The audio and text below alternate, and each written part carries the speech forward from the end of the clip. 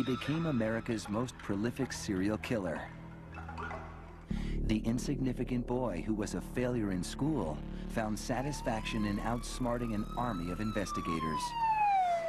We didn't hold him when we had him in '87. We didn't hold him when he was contacted in '84 and '83. So he had to have felt that he was winning. But on November 30th, 2001, the game ended for Gary Ridgway. DNA evidence tied him to 4 Green River victims, and he was arrested at his home. One of my neighbors came rapping on the door and he said, "Hey, Clem, did you see who they arrested?" And they had a picture of Gary back on the TV. And I said, "You gotta be kidding. Ridgway, the Green River killer." When I heard and saw the picture of Gary on the news, my heart stopped and my stomach went into the biggest knot. I was so shocked. Despite the clear physical evidence linking him to these crimes, Ridgway protested his innocence. His family stood by him and refused to believe the worst. They stuck with him. They visited him weekly, his brothers, their wives, his son, and they were quite concerned and quite convinced that this was all wrong, that Gary couldn't have done this. Ridgway's wife, Judith, also remained loyal as long as she could. She was standing by him and was in total disbelief, assuming that they had the wrong person, it couldn't be. And then as evidence began to come out, eventually they separated, and she now has nothing else to do with him.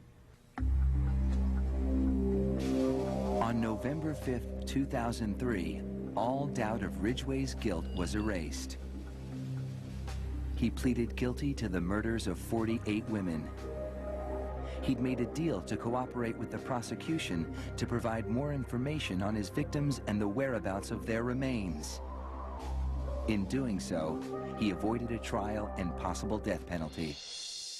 Mr. Ridgway, how do you plead to the charge of aggravated murder in the first degree as charged in count 1 for the death of Wendy Lee Caulfield? Guilty. How do you plead to the charge of aggravated murder in the first degree as charged in count 2? Guilty. Guilty. Guilty. It's like he didn't have any remorse at all for what he had done. You know, he'd killed so many people, he didn't remember who they were, what they looked like. I just couldn't believe that somebody could kill all those people and not remember them.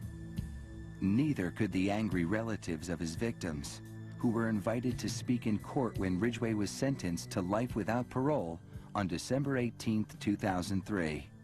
You had said your memory, when it comes to all of the women you took, was gone. Our memory is not. In your words, you said that they didn't mean anything to you, but she meant everything to us. She was a mother, she was a wife, she was a sister, and we miss her.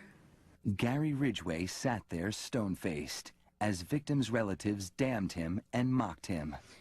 He's an animal.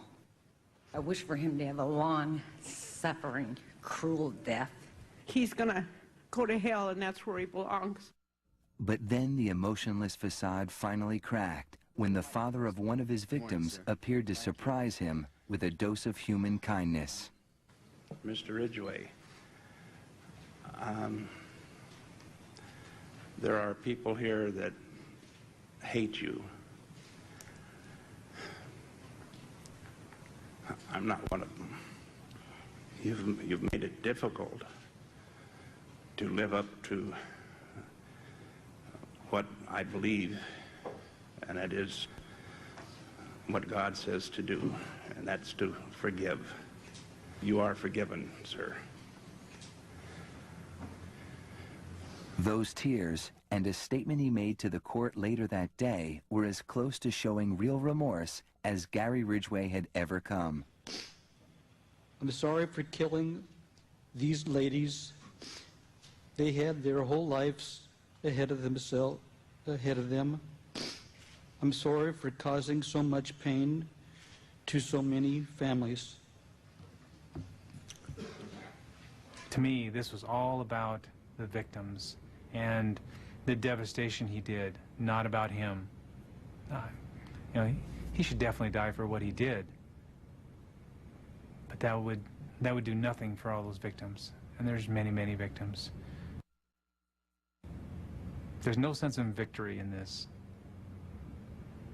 I'm just glad that he stopped.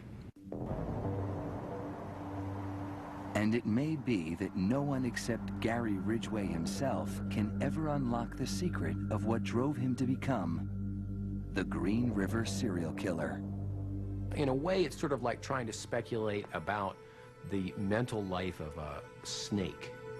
Mr. Ridgway is a predator, first and foremost. And ultimately, at least from my perspective, you can't come up with a more coherent explanation of why he killed than to answer simply because he could.